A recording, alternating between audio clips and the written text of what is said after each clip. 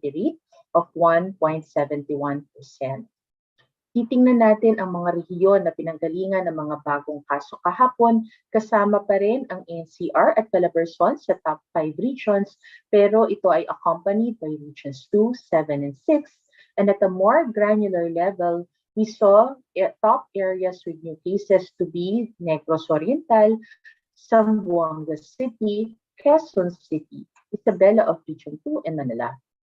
Subalit, our epidemic curve is showing the following. So makikita natin yung tatlong major peaks natin, with each peak being much higher than the previous peak.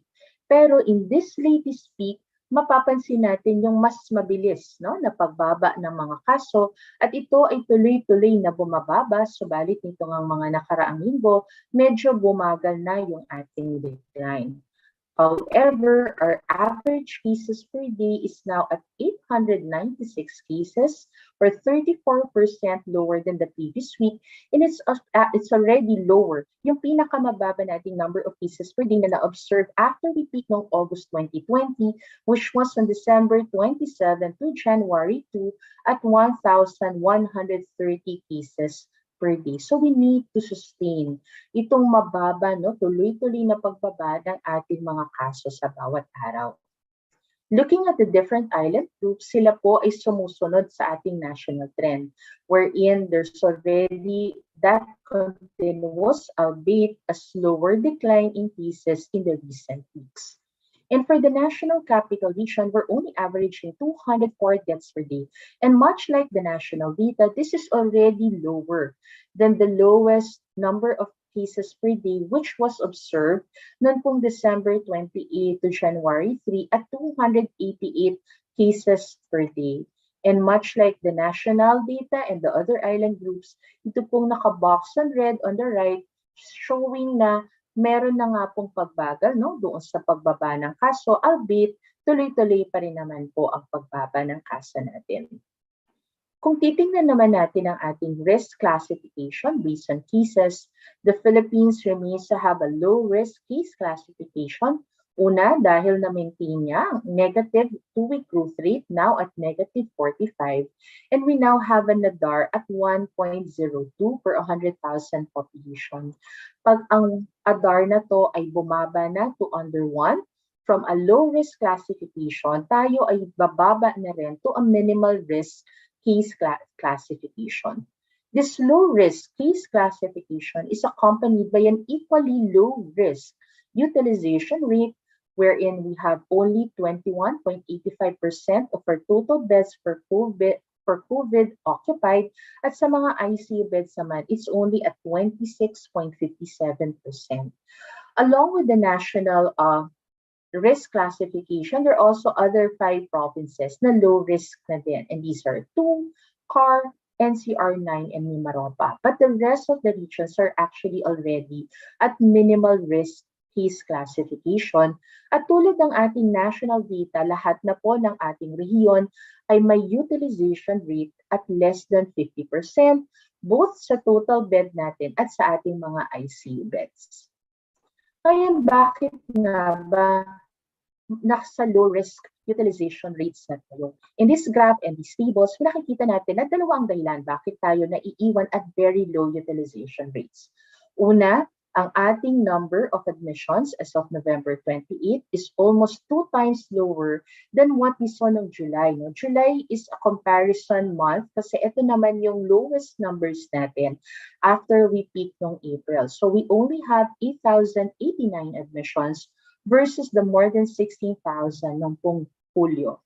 Pero liban dun sa mas mababang admissions, nakikita natin na ang ating available beds for COVID is actually higher by 6.3% or 2,211 beds at 33,289 versus the 31,388 noong pong July 1. Ganito din ang nakikita natin sa ating ICU beds.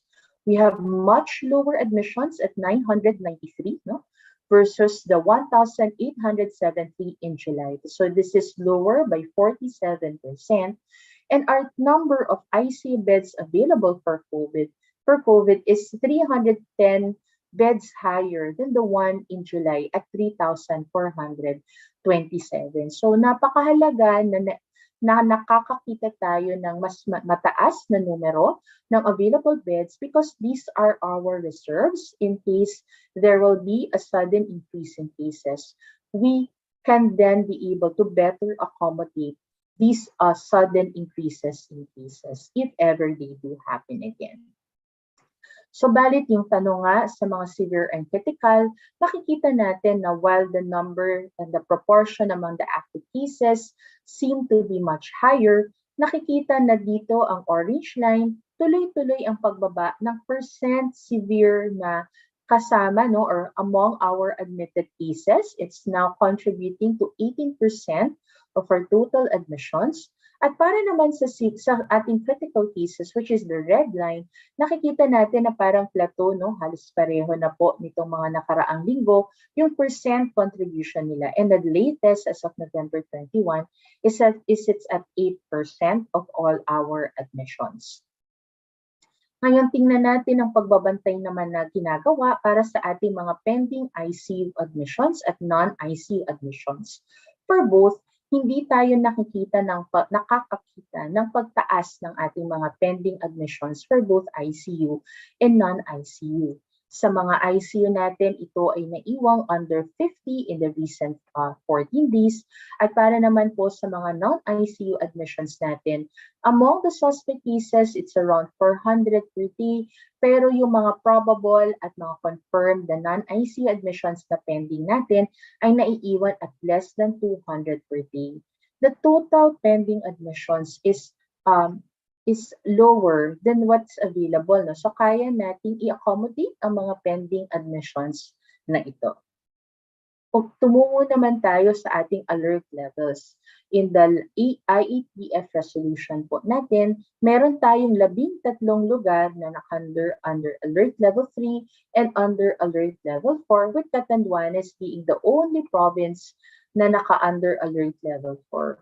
Ngayon, kamusta na po ba yung 13 lugar na ito? Makikita natin dito na yung 13 lugar ay nagkaroon na po ng pagbaba ng kanilang risk classification. Dati po ang kanilang ADAR ay nasa high risk, kaya po mga red, itong 3 to 4 weeks ago po nila na ADAR, pero sila ay bumaba na to moderate risk ADAR and as such, a low risk classification with the exception of Apayao. So balit, makikita naman natin, malaki na rin ang ibinaba ng ADAR ng Apayao from 20.90 per 100,000 population noong pong 3 to 4 weeks ago, now only at 8.48 1 to 2 weeks ago. Makikita din natin na yung 13 lugar ay lahat naka-low risk ICU at total bed utilization rates na po. Kaya ito ay titingnan natin para sa susunod na period ng ating assessment, which will start on December 1 and will end on December 15. Subalit kami ay nagpa-flag ng 3 lugar and these are Dinagat Islands na nakapagpakita ng positive na 1-week growth rate at 18%. At ang Ilocos Norte at South Cotabato na nagpakita naman ng positive 2-week growth rate in the recent 1 to 2 weeks. Subalit ang mga growth rates or pagtaas ng kaso sa 3 lugar na to ay hindi pa natin nakikita na nagtatranslate into increases in their utilization rates. The total bed and ICU bed utilization rates for these 3 areas remain to be at low risk, or if not at 50%, then under 50%. Our deaths are also showing a continuous decline, and as of November 29, we're only averaging 32 deaths per day. Meron tayong 6 na hirihon kung saan sila yung may pinakamataas na deaths per day. And we have Region 2 at 5 deaths per day and Regions 1 and 3 at 4 deaths per day. While they are among the top regions with the highest deaths per day, makikita naman natin sa numero ng Setyembre at Oktubre na ito ay higit na mababa doon sa mga naitala ng nakaraang 2 buwan. Ngayon, marami tayong tanong na ng pagbabago. in terms of who are being affected by this virus. In this table, makikita natin na meron naman tayong nakitang pagtaas ng mga kaso at ito ay naobserbahan sa lahat ng age groups. Lalo na nung panahon ng Setyembre kung saan nagkaroon tayo ng peak in cases. Pero kung titingnan natin yung percent contribution ng bawat edad, hindi tayo nakakakita ng pagbabago sa percent contribution. Maaaring bumababa siya or tumataas siya by 1 to 2 percentage points. Pero nakikita natin na ang mga edad 20 to 29 hanggang sa 50 to 59, sila pa rin yung may pinakamalaking ambag sa lahat ng mga nakikita nating kaso ng COVID-19. But looking at our deaths, ganun din na meron tayong pagtaas na nakita nitong Setyembre kasabay ng peak ng cases natin. Subalit ang pagtaas ng ating deaths ay hindi lamang sa iisang age group, pero it is across all age groups. Kung titingnan din natin ang mga percent contribution, hindi naman po sila nagbago din significantly across time. Ang nakita natin na mayroong pagbaba ng contribution ay mga 60 to 69 years old natin, where from 26% noong pong Hunyo ay nakita natin bumaba na lamang siya to just around 21% nitong November 1 to 28. So ito ay nakikita natin na posibleng epekto ng kombinasyon ng una, mataas na at tumataas pang vaccination coverage ng ating mga senior citizens, and of course, it is coupled po with better health seeking, better management, as well as improvements po in our healthcare capacities and systems. Ngayon tumungo tayo sa ating pinaka matunog na balita ngayon ay ang pagdeklara ng B11529 bilang isang variant of concern at ngayon ay pinangalanan na nga pong Omicron variant. Ang Omicron ay unang na-detect sa isang sample na nakolekta noong November 9 mula sa mga samples sa South Africa. Ngayon ay una itong mga nakita sa Botswana, sa Hong Kong at South Africa, kung saan dito nga po sa South Africa ay nag-comprise siya ng 75 to 100% ng pinaka-recent na sample sa sequence nila. Dito sa graph on the right, ito ay represented by the blue bars at nakita natin na from the alpha and the beta and the delta, yun nga 75 to 100% of the most recent sample sequence are positive for the Omicron variant. Una po itong nai-report as a variant under monitoring November 24, subalit after the emergency meeting of WHO, it was classified as a variant of concern as of November 26. Ngayon, ano po ba yung alam natin tungkol sa Omicron variant? Sa ngayon, nakikita nila, it has a total of 50 mutations, 30 of which is in that spike protein region po, At dito, pinakikita lang na yung iba't ibang mutations po ng Omicron base, doon sa pagkakaalam nila sa mga mutations na to ay mayroong potential na mas maging transmissible at posible nga pong may epekto, sa efficacy ng ating mga bakuna kahalintulad doon sa nakita natin sa Delta at sa Beta. Subalit ang report nga ng mga experts at ng ating WHO, marami pa po tayong dapat alamin tungkol sa Omicron. Marami pong katanungan na mas apektado po ba ang mga bata? Mas magiging severe ba ang disease kapag meron kang Omicron variant? Sa ngayon, base sa mga studies, hindi natin na nakikita na mas magiging apektado ang isang age group. Hindi rin natin nakikita na mas magiging severe ang disease, mas magiging mataas ang tsansa ng pagkamatay sa mga kaso na may Omicron variant. Pero dahil nga nakakita tayo ng maraming mutations dito sa variant na to, kaya naman tinataas natin ang pagbabantay at yung ating response upang ma-prevent or madali natin as much as possible ang entry ng variant na ito sa Pilipinas. Sa ngayon, meron tayong dadagdag ng mga bansa kung saan na-report na ang Omicron variant. Now, sari-sari ito. May mga bansa na na-detect lamang sila sa mga imported cases o yung mga galing sa ibang bansa. At meron din mga bansa kung saan mga local, posibleng local cases na ang kanilang nare-report. At ito ay ang sa Belgium at sa Italy at dahilan kaya natin sila in-escalate or sinama sa red list. Sa Belgium, mayroon pa lamang iisa na confirmed cases who is vaccinated and with a history of travel to Egypt at dumaan daw po sa Turkey. Nagpresenta siya ng flu-like symptoms. Kaya lamang tayo ay nagsiguro or sinama sa red list dahil ito ay nakakita na meron na rin siyang mga kasama sa bahay na mga nag-positive at kinukumpirma pa kung meron ding Omicron. At sa Italy naman, ganun din. Isang confirmed case lamang of a fully vaccinated individual na nanggaling sa Mozambique, subalit 5 sa kanyang mga kasama sa bahay ay nagpositibo na rin para sa SARS-CoV-2 at inaalam kung sila din ba ay posibleng positibo din sa Omicron. So the presence of potentially local cases already from these two countries were reasons why these two were included in the red list countries.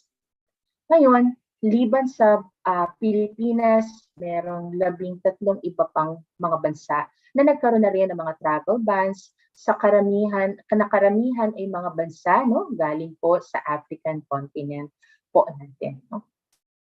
Ngayon, ano naman ang ating dahilan? Bakit tayo nagbago or nagkaroon tayo ng mga pagbabago sa ating quarantine protocols? Nakita natin across the months na unti-unti nating niluluwagan ang ating quarantine protocols.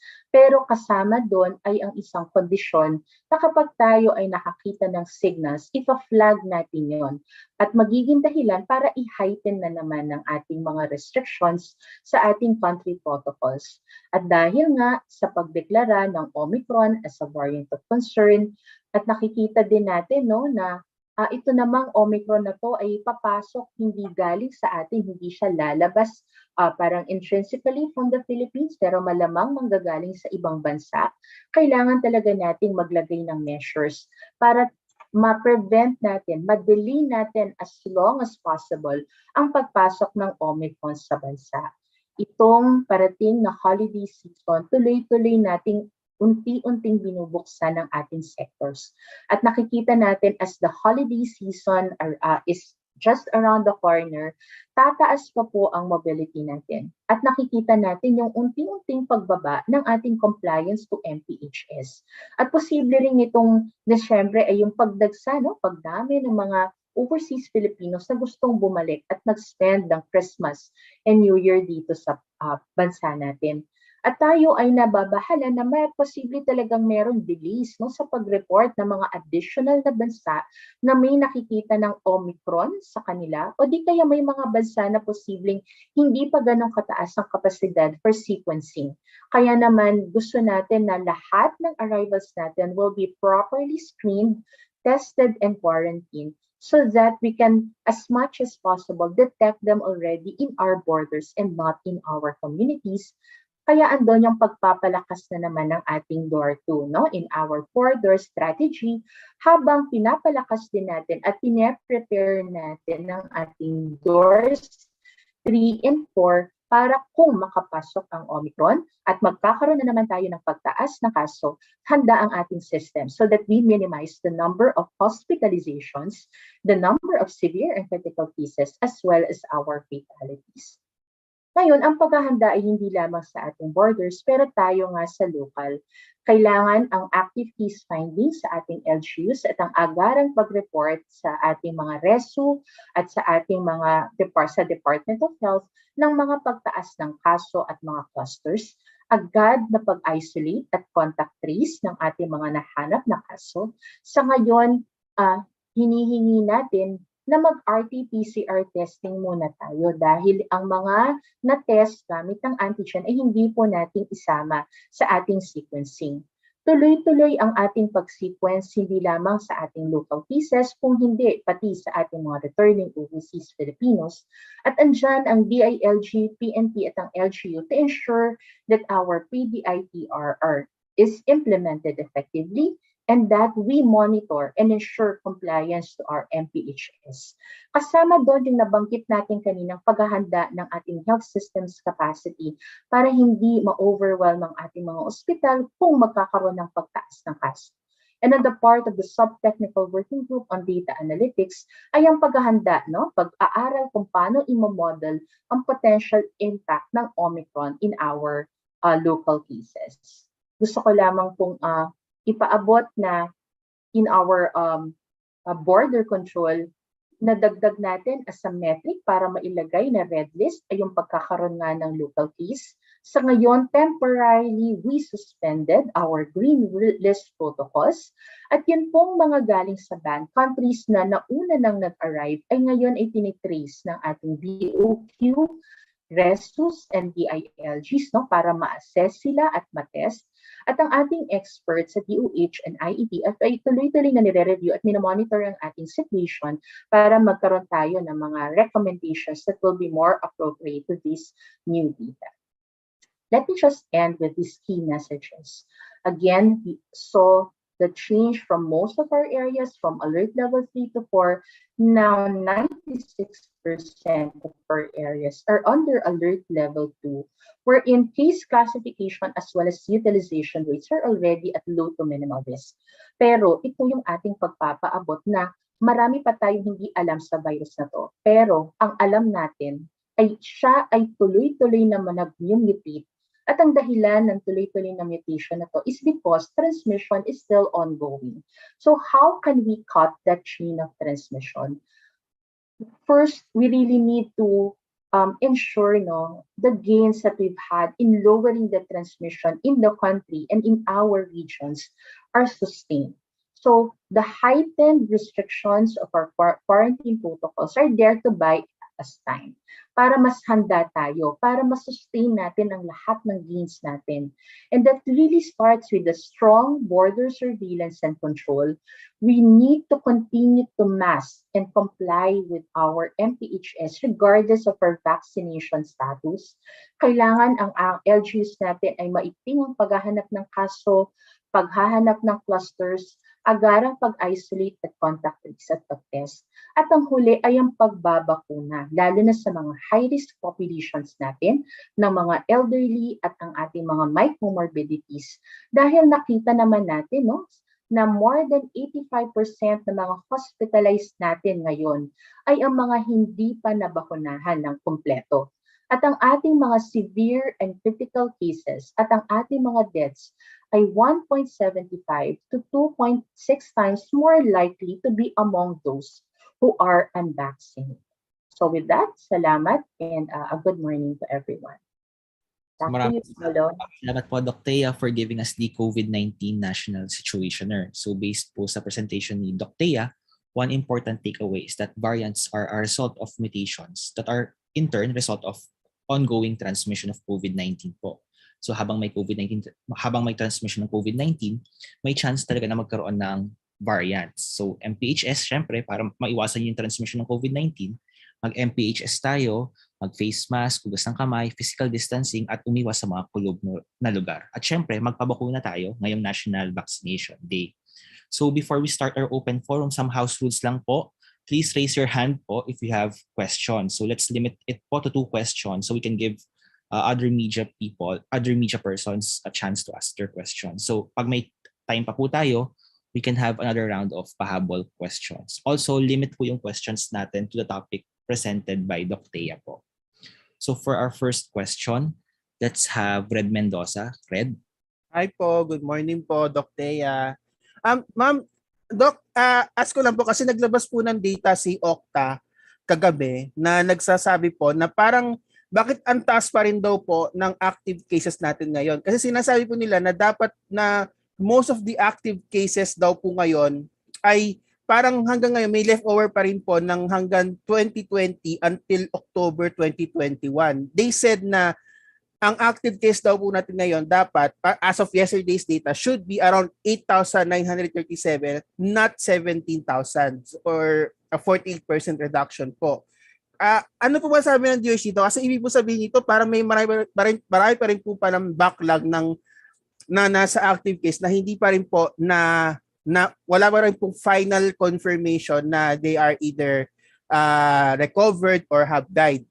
Ano po ang masasabi ng DOH ito? Bakit ang tagal po ng pag-determine po ng outcomes po nito, mga kalahati na sinasabi nilang active case which came from the data drop din po?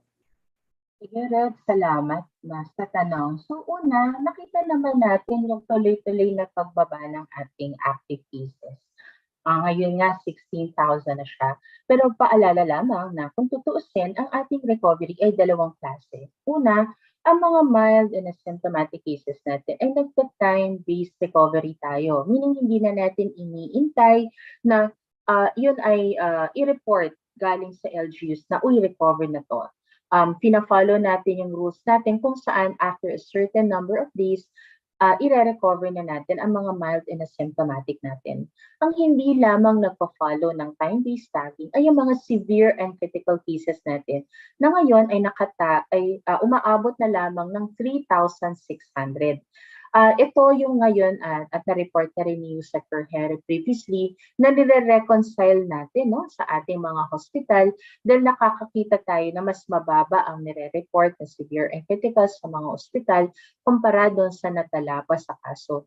Kung magkakaroon man tayo ng discrepancy or yung mga dapat mabawas sa ating active cases, ito na lamang mga 3,600 na severe and critical ang potensyal na maibawas natin. And not even all of that kasi everyday naman meron tayong mga nadadagdag na mga severe and critical cases. So I am unsure, we can recheck the data, but I don't think it will the number of recoveries among our active cases will comprise more than half of our active cases.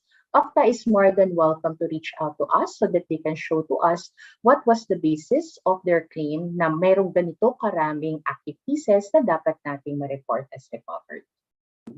Okay, clear po. And for my last question po, of course, we know po na Omicron is now spreading across the globe, and of course, sabi nyo nga po, sabi nga po ng iba, it's only a matter of time before it enters the Philippines. Do you think po ba, Doc, na are we possibly ready for whatever it may happen po? If ever man the research suggests that Omicron is more transmissible than Delta, are we ready? Our hospitals are ready? Our system ready? Kasi nga po, we are now entering into a period na medyo mababa po yung kaso natin eh. So, are we ready po ba na maghigpit po ulit tayo? Kasi the people are basically worried na baka maulit na naman nangyari sa atin. We have already decreased na yung kaso natin. Are we going to another cycle po ulit? Yun lang po. Salamat po, Doc. Yeah. Salamat no. It's nakita natin na talaga namang nitong sa bawat peak natin, pataas ng pataas ang number of cases. Pero nakikita din natin na ang ating LGUs and government are more prepared for each peak we saw. In fact, nito nga pong Setyembre, while we have more cases, and of course, there will be a bit more deaths, una, mas marami na tayong mga kama. Kaya naman, ang ating utilization rate this time around, hindi tayo umabot ng critical risk utilization. Ikalawa, mayroon na tayong mas organized na system of triaging at our LGUs and referring them. Alam natin kung saan dapat dalhin, kung kailan siya dapat dalhin sa ospital versus an isolation facility. Meron na rin tayong better, yung ating mga living clinical practice guidelines, to guide our clinicians in better management of our cases. And the last will be, we learn from our experience, and we know that what are the interventions na dapat i-focus natin, lalo na yung LGUs. Alam natin na dapat ang isang unang gawin ay maghanap ng kaso. Huwag mag-intay na ma-report. Hanapin sila, i-isolate sila agad at i-test.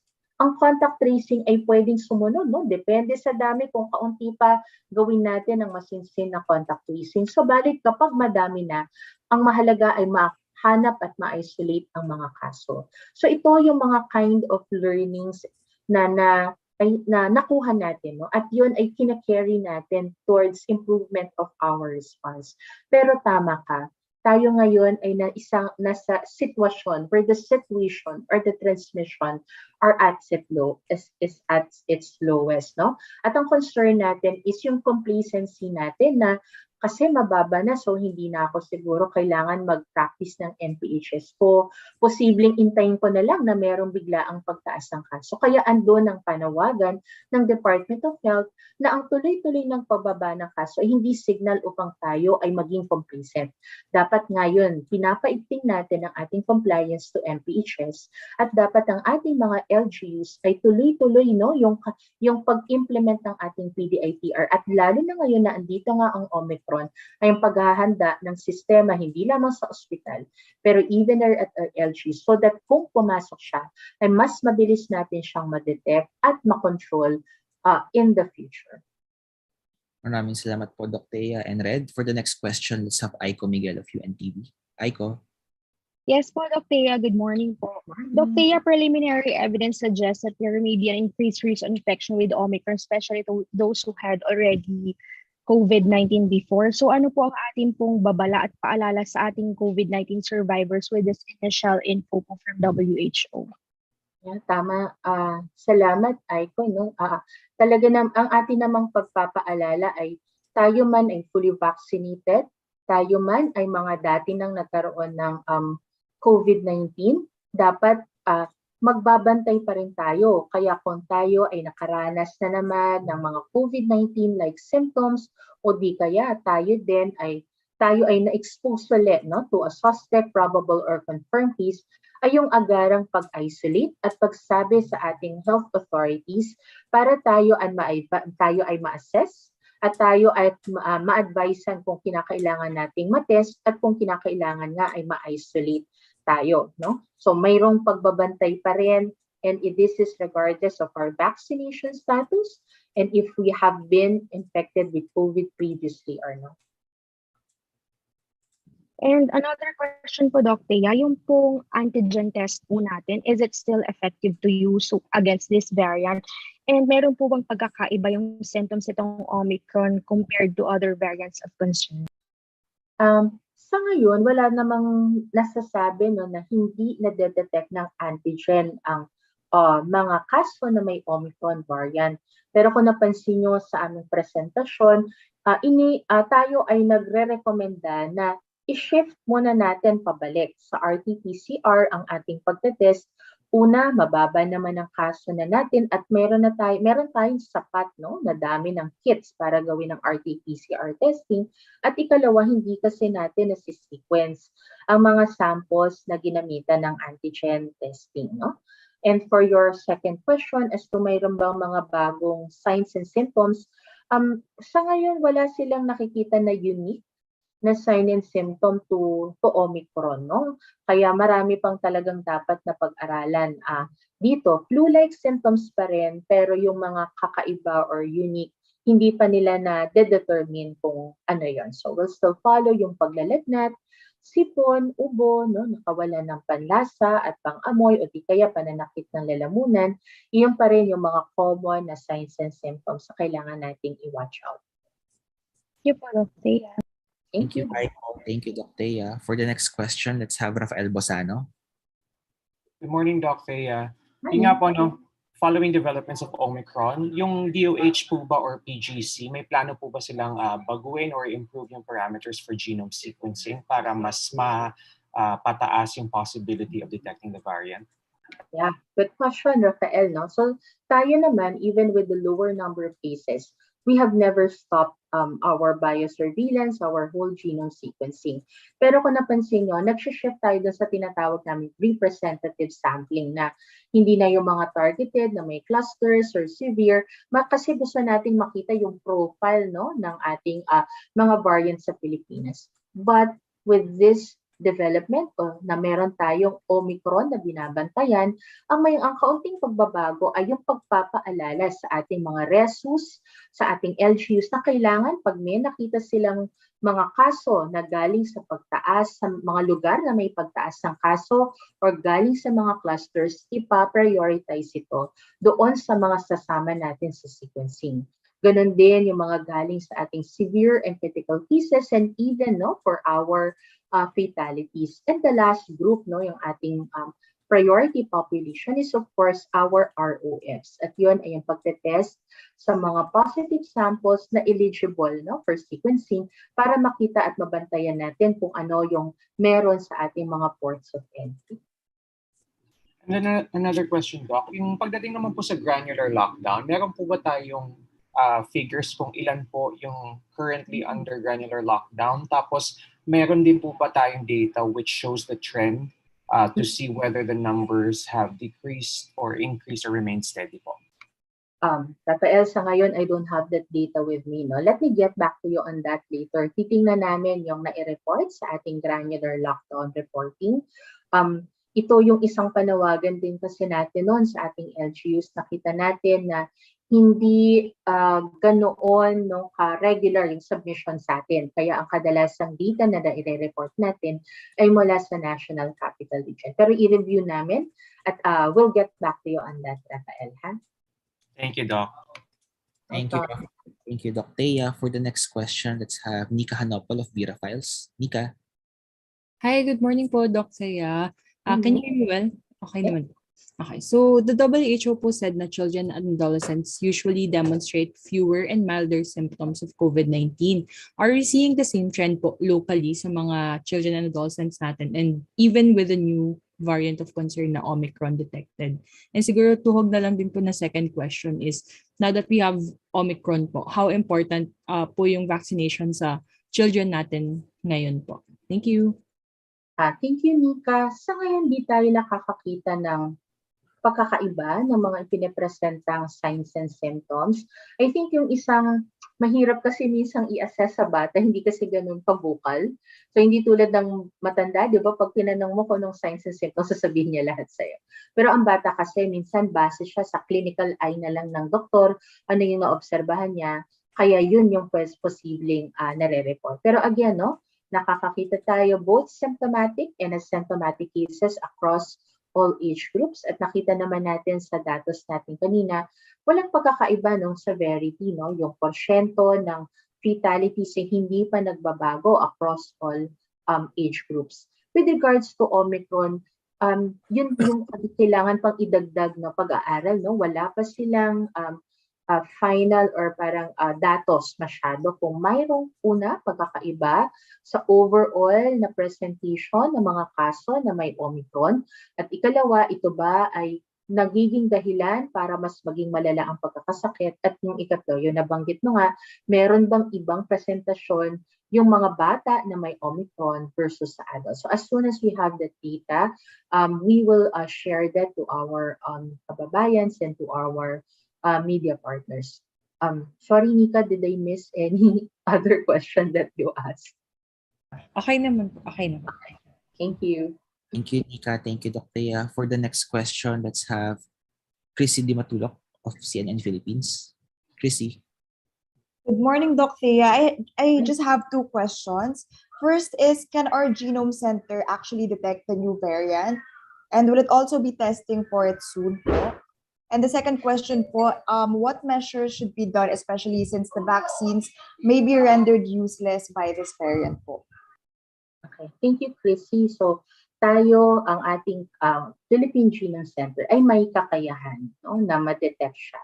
At base sa mga na-sequence na natin, hindi pa natin siya nakikita, both in our local and our ROF samples. No?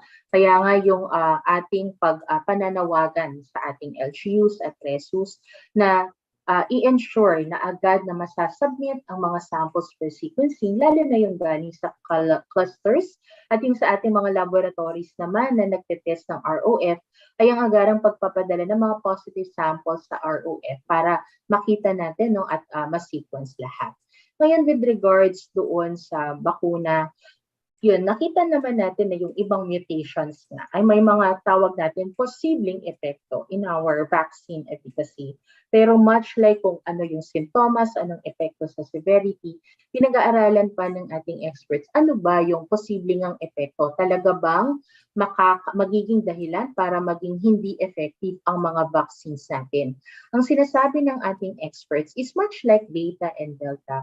ang ating mga bakuna ay epektibo pa. Subalit, posibleng yung percent ng effectivity or efficacy nila ay mas mababa, no, kumpara doon sa base sa clinical studies ng ating mga bakuna at doon sa epekto ng bakuna sa mga walang variants of concern. As soon as we have like ilang percentage or more definitive data on the effects on our vaccines, we will also share that to our media partners. Thank you, Chrissy. Thank you, Doc Thea. For the next question, let's have Sheila Chrysostom of the Philippine Star. Ay, hello, Dr. Thea. Dok, na-mention niya yata kanina, yung na-ship muna yung testing sa RT-PCR. Ano pong ibig sabihin nito? Wag muna mag-stop muna ng gamit ng antigen? Alam naman natin, Sheila, no, na meron din talagang mga lugar na very low yung testing capacity, no? Like yung mga GIDA areas natin. So sa mga ganong sitwasyon, kung wala silang ibang option, kung hindi antigen testing, they can continue to use antigen. But for areas like NCR, Calabarzon, mas madami at malaki ang ating testing capacity, ang ating recommendation sa LGUs ay gumamit, no, i-prioritize muna ang paggamit ng RT-PCR sa pagtetest para ito yung mga samples na eligible at pwede natin isama sa ating sequencing. Dahil din ba ito sa dahil sa Omicron, and pwede po bang i-require yung mga testing laboratory ngayon na pag nag-swab test sila, isama na rin sa analysis yung Omicron? Is it possible or it will require additional cost pa? Okay. So, hindi naman tayo nag-shift ng testing dahil lamang may Omicron. No? Nung nakita naman natin na bumababa na yung kaso, tayo ay nag-recommenda na rin sa ating LGs na they can start cutting back on using antigen and shifting back to the use of RT-PCR. No? So, that's number one. Ikalawa, yung kung may kakayahan ba na itest. So, there are allegedly some tests that can not detect, no? Kasi meron lang mga specific na mutations unique to Omicron na pwedeng makita ng certain RT-PCR kits, no? Pero hindi kasi siya commonly used and depende nga kung ano yung ginagamit na kits dito sa bansa. Pero ganun pa man, ang ating mga positive samples naman ay mapapadala natin, no, sa ating UP Philippine Training Center at doon natin makikita kung sila ay merong Omicron. Gusto ko lang i-konteksto, no? Much like yung mga kaso na may Alpha, Beta, and Delta, kung meron ka ding Omicron, walang pagbabago sa magiging management sa inyo ng doktor. Walang dagdag na gamot, bagong treatment. Pareho pa rin ang magiging treatment, no, na gagawin sa kanila. Ikalawa, ganun din yung management. Basta ikaw ay nagpositibo sa SARS-CoV-2, sa PCR or antigen, tayo ay confirmed case, no? At dapat naka-isolate na tayo at naka-contact trace. So kaya pwede namang hindi muna natin malaman agad kung may Omicron o hindi, pero mahalaga nga ang mga areas na may pagtaas ng kaso, clusters, ay agad natin mapasequence ang samples para makita natin kung yung mga increases na to ay dahil ba or nagko-contribute ba dito ang Omicron or meron na ba tayo magiging madedetect na local case or ROF case with Omicron. Thank you, Doc. Thank you po, Ma'am Sheila. Thank you, Doc Thea. For the next question, let's have Dreo Calonzo of Bloomberg. Hi, good morning, Doc Thea.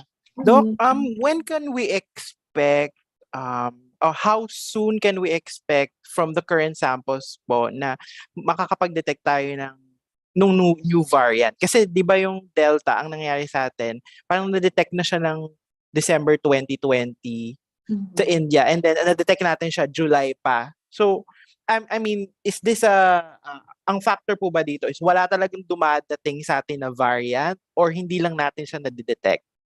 Okay. So, yun po muna yung first question ko. Interesting question, Drea. No? So, there are two ways we can detect it. No? Usually, una nating nade-detect ang mga variants of concern na to among our ROFs. At yung ikalawa is yung among the local cases. Sa ROFs, wala tayong mamimiss out dyan, no? Kasi lalo na ngayon, konti lang naman mga nagiging positive among our ROFs. Ang amin mga instruction to the laboratories, dapat lahat ng samples ng ROF na eligible for sequencing ay mapadala para malaman natin kung meron o walang mga positibo sa Omicron doon. Ikalawa, in terms of our local cases, andun yung panawagan natin, no? Kaya malaki, may isang parang malaking bagay na dapat na gawin ng ating LGs para ma-detect natin siya at the local level. Hindi lamang yung pagsisequence. It starts with having good surveillance systems, doing active case finding para una, makahanap muna tayo ng mga kaso, yung mga positive sa SARS-CoV-2. At pag nahanap natin ang mga kaso na to at nalaman natin, nakita natin, parte sila ng mga cluster o di kaya nagkakaroon ng mga pagtaas ng kaso sa lugar na to, yun ay dapat na napaprioritize, napapadala nila agad sa UPPGC para yun ay ma-sequence natin. Yun yung panawagan natin para tayo hindi lamang handa at nakakapag-detect ng Omicron at our borders, pero especially very important at our local level and our community. So the call is to please do active case finding, get samples, and submit it as soon as possible to UPPGs. Doc, follow-up lang po. Regarding the ROFs, meron po ba tayong balak o rekomendasyon na baguhin yung length ng quarantine stay and period for the testing? And secondly, since you touched on the local cases and the possibility of local cases, meron po ba tayong balak, rekomendasyon, or plano na i-roll back yung iba nating easing, like for example, yung pagpayag sa kids or yung pagpapaluluwag ng local travel, yung mga ganong kaso po. Salamat po, Doc. Okay, Drea. So, doon sa mga country protocols, sa quarantine protocols natin, ang binago lamang natin ay una, nagdagdag tayo ng criteria kung sino yung ilalagay sa red list mo or ibaban natin ang pagpasok. No? So, basta nga may local case sa bansang ito, kasama siya sa red list. And we will not allow passengers, arrivals from these countries with the exception kung may mga repatriation flights tayo. At yun ay full quarantine yung mga repatriation flights na passengers natin. Pero as announced by our spokesperson, sa ngayon, dahil nag-heighten tayo ng quarantine natin, sinuspend muna natin ang ating green country protocols. Lahat ng mga arrivals na hindi kasama naman sa red list natin ay dapat mag-follow ng ating yellow list protocols. Ano yun? Kapag ikaw ay fully vaccinated, kailangan una, may pre-departure test ka na negative. Ikalawa, pagdating mo dito, magpa-facility quarantine ka at iti-test ka on the third day. At posible ka nang lumabas as soon as you have that negative test. But you still need to finish the expected number of home quarantine. At ikalawa, sa mga hindi fully vaccinated o hindi natin mag-verify ang kanilang testings, ang kanilang vaccination status. Or yung third, hindi sila nakapagpa-pre-departure test. No? Kailangan mag-observe sila ng facility quarantine on arrival with a 7th-day test and also completing home quarantine as prescribed. So, hindi natin binago yon. Ang ating mga eksperto ay nagsasabi na ang mga quarantine and testing protocols na to ay sapat pa para ma-assess natin at ma-test at malaman natin kung una, positibo yung ating mga arrivals at yun ay mapapadala nga at masisequence natin at malalaman natin kung sila ay may Omicron o wala. Thank you, Dreo. Thank you, Doc Thea. For the next question, let's have Jen Calimon of TV5 po. Doc Thea, magandang araw po. Jen. Yes, ma'am. Ma'am, for my first question, after research fellow Professor Guido David said that the Omicron variant might enter the country by February or March next year daw po. Do you share the same projection, ma'am? Kung sa amin dyan, ayaw natin siya ever mag-enter, diba? Pero we're always at that state na we're expecting it to enter at any time. Hindi natin sinasabi na, sige, February pa yan or March pa yan. Ang ating thinking is ngayon pa lang pag-isipan natin, paano natin to mape-prevent na mag-enter in the first place. And we know that most likely it will really enter. But the second preparation that we're doing is, what if it enters sooner than we expected or sooner than we want it to enter? And it might be in the next few weeks, in the next month. No? So it really doesn't matter much when we want it to enter or when we expect it to enter. at any time, we should be prepared na baka pumasok na siya, baka makita na natin siya sa mga ROFs, baka makita na natin siya sa ating mga local cases. So kaya ang ating response to this report that it's a variant of concern are three things. Number one, nag-door one tayo, kaya meron tayong mga travel bans. No? We want to limit people who are coming from areas with local cases to come and reach our borders. Door 2 is strengthened, meaning, sige, dumating ka sa port of entry ko, pero you need to observe our testing and quarantine protocol so that if anyone does test positive, you are isolated and your samples will be sequenced. And then the third is preparing doors 3 and 4 in case hindi natin na-capture, merong nakapasok, handa ang ating local health systems doon sa posibleng pagtaas ng kaso at posibleng epekto niya sa ating mga hospitalization. All right, ma'am. For my second question po, may I know po the DOH comment on the possible return of face shield rules amid this, the existence of this Omicron variant? Sige. Thank you, Jen. So I think I also remember a question, earlier na magkakaroon ba ng epekto sa mga restrictions natin, no? Itong Omicron. Sa ngayon, hindi natin, ang ating mga eksperto ay nagsasabi na, we need to look at the local setting. No? Sa ngayon, nakakakita tayo na ang ating transmission is very low. So we have recommended that in these lower alert levels, we are not mandating the use of face shield. That's number one. At yun ay gagamitin na lamang at magiging mandatory under alert level 5, no? Yung parang ECQ natin, no? Of course, there's always caution to our children. Ang sinasabi ng ating experts is, yes, under alert level 2, we are allowing all age groups to go out with the condition that they're able to correctly practice our minimum public health standards. So kung hindi nila kayang mag-mask, no, or not just because of their age, but because nakikita natin hindi compliant sa pagmamask, then they shouldn't be allowed, no, in our 3Cs setting. And our LGs are given the autonomy and the freedom to impose additional restrictions as needed, no? Based naman doon sa local setting nila. No? So that's the authority given to our LGs to tweak with our current IATF protocols. But again, Jen, tama ka, dahil nga evolving pa ang situation at marami pang unknowns dito sa variant na to, tuloy-tuloy nating pag-aaralan ng datos at kung kinakailangan tayo ay magkakaroon ng mga bagong rekomendasyon in relation to these MPHS and in relation to our restrictions. Thank you, Jen. Thank you, Doc Thea. So for the last round of questions, let's have Jacob Lazaro of One News po. Jacob. Hi, good morning po. Can you hear me? Yes. Okay.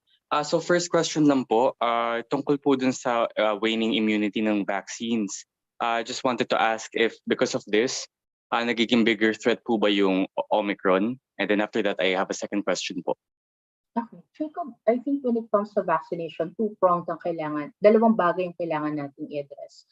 Una, ako, ang mas concerned ko ay yung mga hindi pa nabakunahan, no? Kahit isang dose or hindi pa nakakompleto ng kanilang doses, no? So, yun yung mahalagang mapuno natin. Right now, our fully vaccinated coverage in the Philippines is, I think, baka sina Jola might correct me, no? Around 40% pa lamang, no?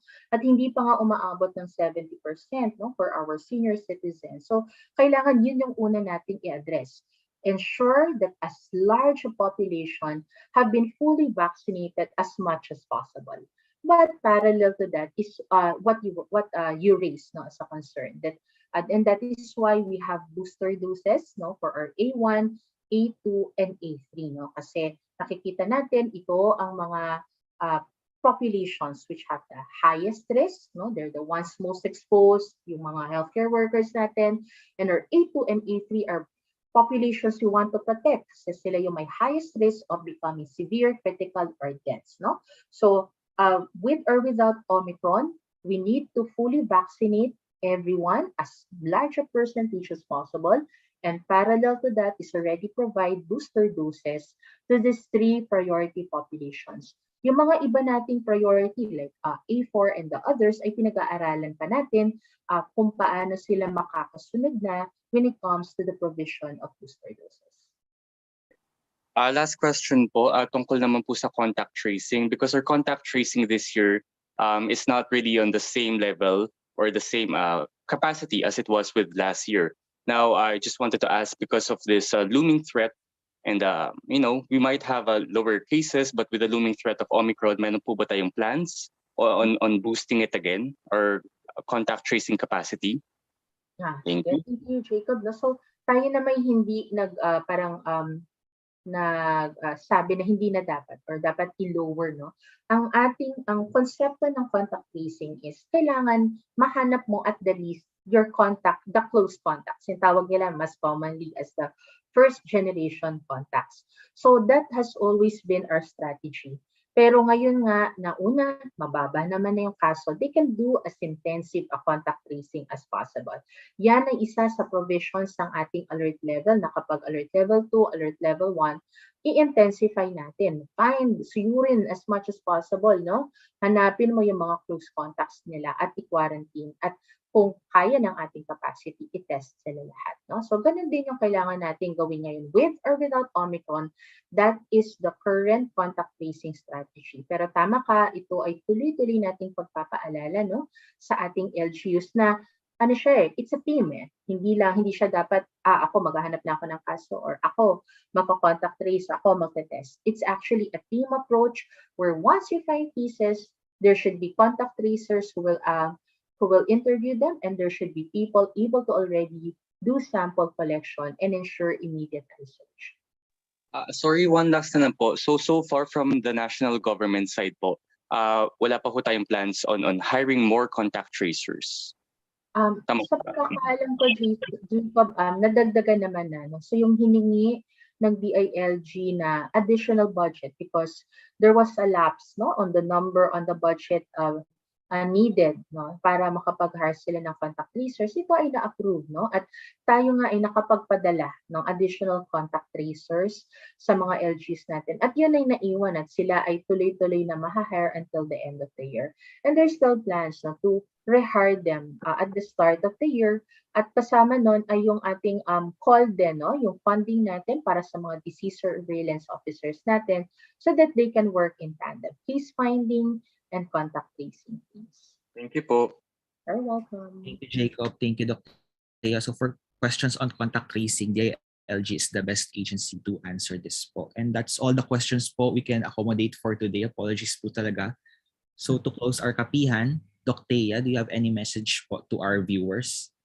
Salamat, Jolo, no? So, what we want to put across are ito, no? Masaya tayo at nagagalak tayo ng ating mga kaso ay tuloy-tuloy na bumababa. Ito ay kasama ng pagbaba ng ating positivity rates at ang ating mga admissions and utilization rates. Pero tayo ay nalalagay na naman uli sa isang sitwasyon na meron tayong bagong kailangan bantayan. At yun nga po ay ang Omicron, which is now a variant of concern. Dahil siya ay nakikita natin sa labas pa lang ng Pilipinas, dapat ngayon pa lamang ay meron ng paghahandang ginagawa. Una ay ang pagbabantay at pagiging stronger ng ating surveillance, ng ating protocols for quarantine at our borders, no? At ikalawa ay nasa level ng LGU, no? Pagpapaigting ng ating PDIPR implementation, pagpapaigting ng pagbabantay at pag-ensure that people are compliant to MPHS.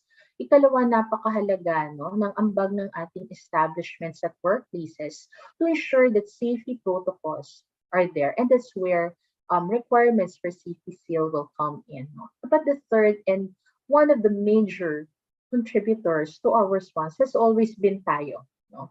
As individuals, yung pagpili na tayo ay mag-mask pa rin, pagpili na mag-avoid sa mga crowded places to ensure that physical distancing is observed and to ensure na we limit, no, social gatherings as much as possible because these are settings where there's higher likelihood of transmission and of exposure. And then the last is getting ourselves vaccinated. We do not want to lower the importance of MPHS, but it has to be coupled with getting ourselves fully vaccinated. That is the long-term goal so that we can ensure na kung ano man yung nakikita nating mababang kaso ngayon ay matuloy-tuloy na mababa so that we're all looking forward not just to and also on always saying na I'm looking forward, we're all looking forward not just to a new normal, to actually a better normal, no? For all of us. So yun lamang and ingat po lahat. Thank you and good morning. That's it for Kapihan today. Thank you, Doc Thea, and everyone who joined us today. Ingat po kayong lahat. Stay safe. Thank you to our media partners. Thank you to CMU. Thank you.